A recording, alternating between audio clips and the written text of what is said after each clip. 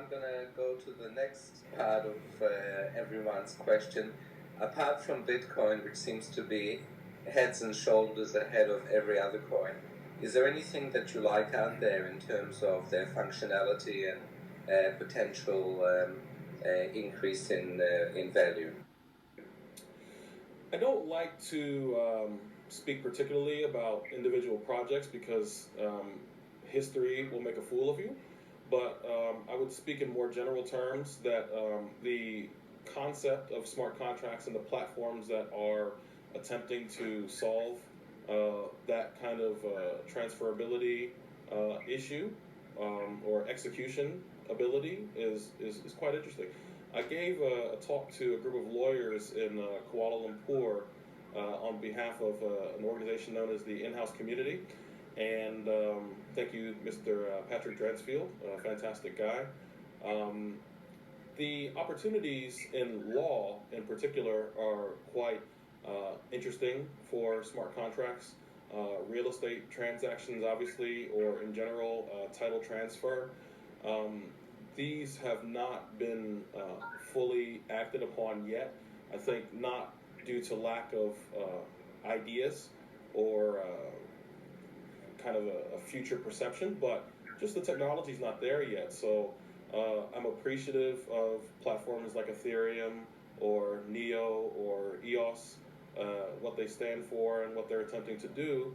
I don't want to call a winner of the race just yet, but what I can say is that it will happen. At the risk of sounding foolish using the affirmative will, I would say that it will happen.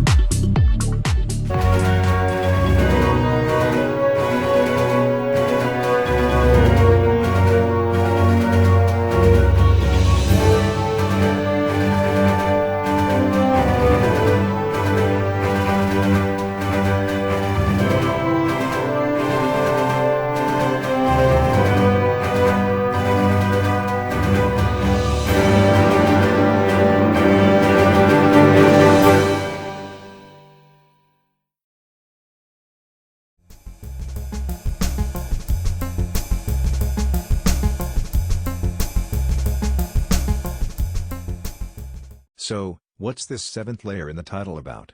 I'm going out on a limb here. I've been involved in the world of information technology since the early 80s, before it was called information technology. From here on out, based upon my view of the layers I've seen over the past 4 decades, cryptocurrency is, in my view, the seventh layer. Cryptocurrency is everything from a total unknown, a mystery, a misunderstanding, an evolution, to the biggest threat to decades of financial order, to what some are calling the most perfect money we've ever had. It's the mother of all bubbles, and it's also the biggest bubble in human history. Until very recently, close to 25% of my liquid net worth was in Bitcoin. 25%. Shame on you. That's nuts. Bitcoin is the catalyst for the largest financial revolution the world will ever see. Or, it's the most dangerous overhyped bubble in the history of modern finance. We bring you the evolution of Bitcoin. This seventh layer is still somewhat undefined, a work in progress. Many who believe themselves qualified to pass judgment on cryptocurrency don't understand one important thing. Bitcoin is a beta project. What does that mean?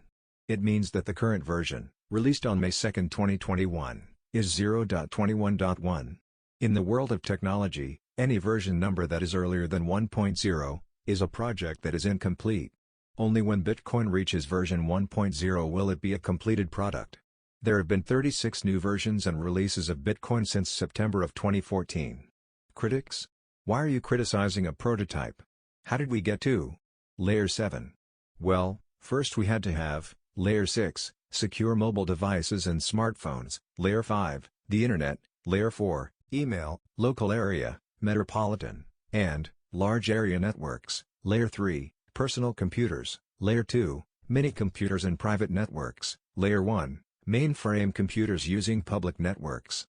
Every layer after layer 1 needed all of the previous layers before they could evolve. Cryptocurrency is no different, in that it requires every one of the previous 6 layers before it, or it would not exist either. There will be a layer 8 at some point, and someone, somewhere, already knows what it will be. How sound are the economics of Bitcoin? Is stature manipulating the Bitcoin market?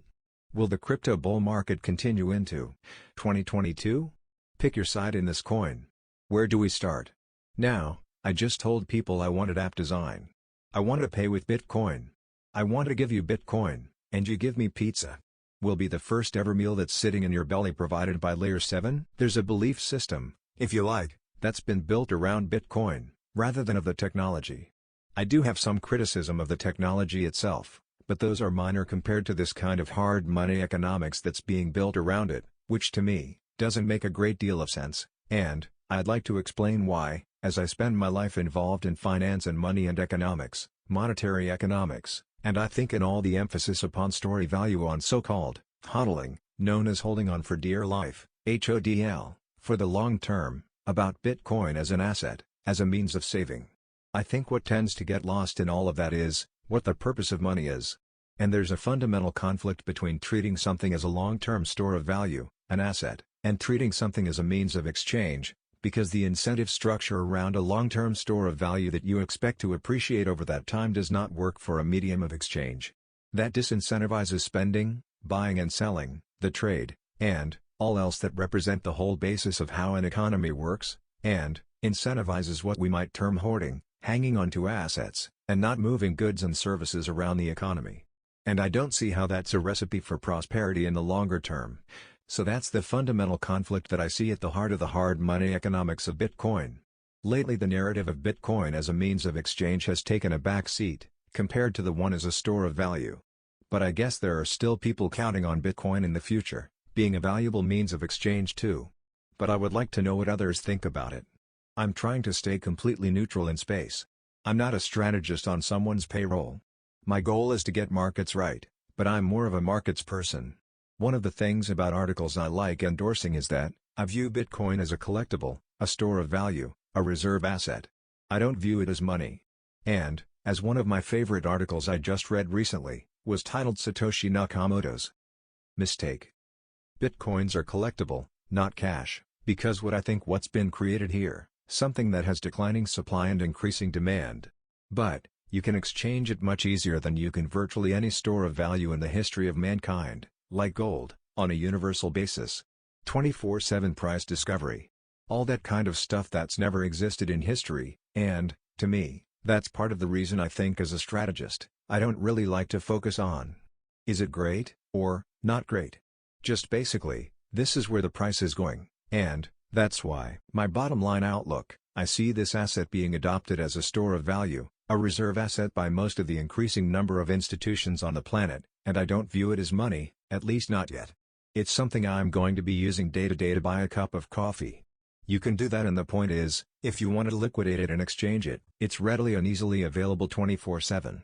And to me that's what Bitcoin solves, that type of problem in history, where you can store some value, transport it easily, transacting easily, and, across borders, across countries, and, over time.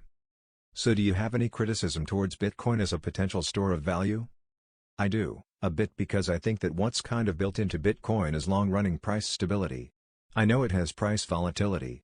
I know there is this view that, with greater market penetration, volatility would decline, but that's really a bit of a punt on demand, because with a fixed rate of increase of supply, let's put it that way, for the next 120 years, having at arbitrary intervals, the only thing that can adjust to changes in demand is price, so you're going to see volatility in Bitcoin price ongoing, and, continually, forever.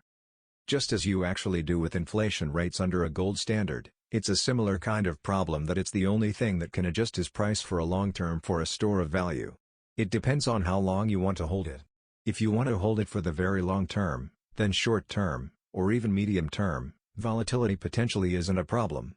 But, that's not the only form of soaring value. And, if people need to liquidate for some savings, for personal reasons, just at a time when Bitcoin is on one of its downward turns, then, they potentially could lose a lot of money. So I think we need to be clear about in what ways Bitcoin is a store of value. What sort of store of value it is, maybe a very long term, but not really a short, or medium term one, because the price volatility first of all, which has followed earlier, and because of the simpler rules of markets. You have supply and demand. Both are uncertain. That's what creates volatility. If you have a certain supply, and, in this case, you most certainly do, then, you have a certain supply schedule.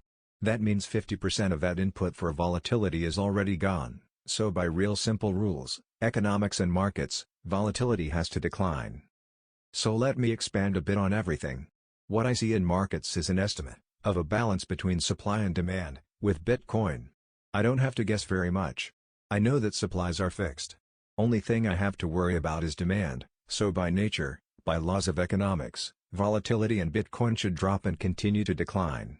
I think what people might be missing is that it's not yet a store of value, yet, it's getting there, but only because demand is still way too small. So I simply look at annualized volatility, 260-day volatility. If you do a simple regression on 260-day volatility for Bitcoin for the last 10 years, it's going to match gold in 2024, which is when the halving will be at the point, and probably the price will be much higher. So number one, when supply and demand meet, volatility must decline, versus most other assets, partly because it's much easier to measure only demand better. And, number two, it's a new asset. It's nowhere near where that future robustness will be. It doesn't have a lot of action in futures, not a lot of players, not a lot of people knocking around, creating the offers, yet, that you do have in big, robust, mature and established markets, but it's getting there. So that to me is a key thing to remember about supply, demand and volatility. It's just a simple fact of economics, and I point out the actual trend in volatility has been declining, and the key point also is the key thing that really got me bullish. In 2020 was when the 260-day volatility on Bitcoin declined to the lowest ever versus the stock market, S&P 500 versus gold, and versus crude oil. So it's all relative factor. I mean, we had a massive rise last year, and that was the biggest correction in the stock market since 1933. Yet about that, Bitcoin volatility declined, so it passed the test again. So I like to point that out now. What's the key thing about scarcity and liquidity? That's the key thing that I think people need to be pointed out about Bitcoin. Why is it so unique? It's scarce by measure of the definition, declining supply via code, so it's making it scarce, but it's also liquid, which is why it's so attractive, which is why the whole world of institutions are starting to jump into the space and realizing that this has never existed before. The key risk, then, is the technology, which no one can really predict.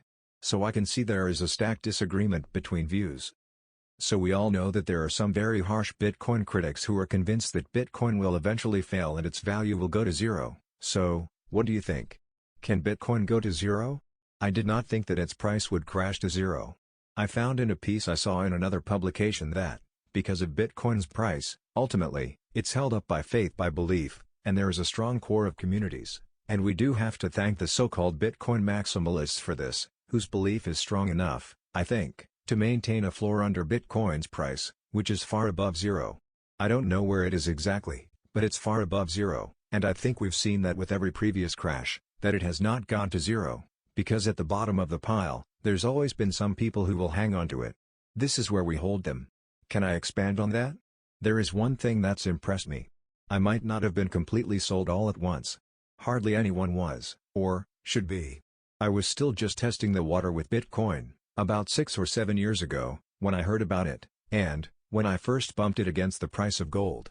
But every day that goes by, and I look at coinmarketcap.com and I see all these coins. There's 8,000 of them now, over $1.5 trillion in total market cap, whatever that means these days, and we're still trying to get a better grip on that. Maybe as a fraction of $360 trillion of global assets, by one estimate, or the 4 quadrillion, which includes derivatives, by another estimate. Crypto is still just a tiny fraction. Let's make that crystal clear. Most of them to me are just completely bogus. I get that, but they hold their value. Why? I don't know, but they're holding their values. Things like Dogecoin, there's just so many of these bogus things that are holding their values. So the space is very comparable. Bitcoin and others are unique and different. It's no one else's project, it's no one else's liability, but I keep noticing that I've seen this happen. And One thing I want to bring into this conversation is this concept of crypto savings. Now, I have Generation X sons, and their first crypto dabblings taught them a thing or two. The reputation as the best performing asset class of the past decade doesn't need any more time to sink in. That's already written in stone.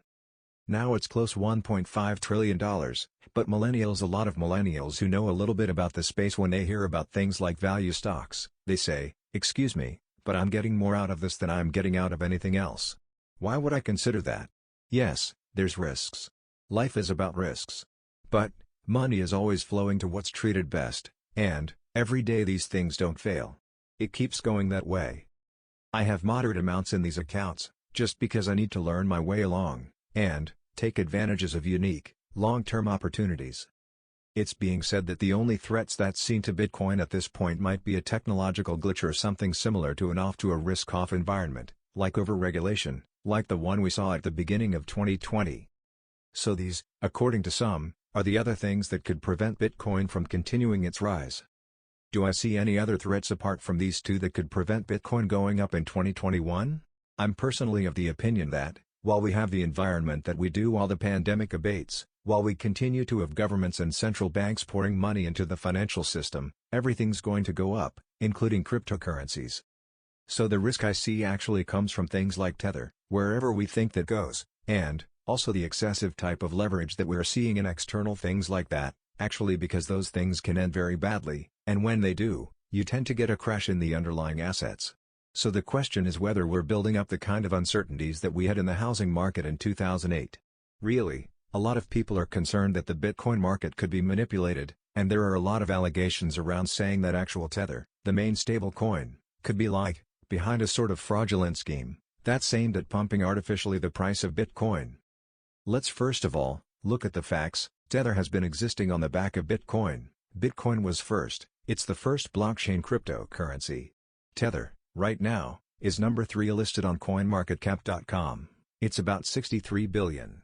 The significance is that it's a small fraction of the nearly $650 billion value of Bitcoin, so the fact that Tether might be manipulating the price of Bitcoin does not make sense. In our next podcast, we'll have some insights and reactions from the recent Bitcoin conference that was held June 4th and 5th, in Miami. The outcome of that conference is probably a little different than what most people were expecting. After all, what is a dolphin fin dog doing lodged up in a tree? That was one person's view anyway, of a different, major cryptocurrency product. So be sure to catch us next time. If you enjoyed the podcast, don't forget to smash the like button, and subscribe to our channel.